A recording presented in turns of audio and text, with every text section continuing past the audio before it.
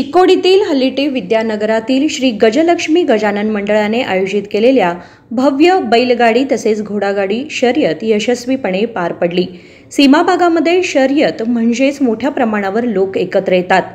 Sankeshwar cross जवळच्या चिन्मय डेव्हलपर्सच्या परिसरात झालेल्या शर्यतीत चिक्कोडी, बेळगाव, सांगली, कोल्हापूर जिल्ह्यातील जनावरे सहभागी झाली होती।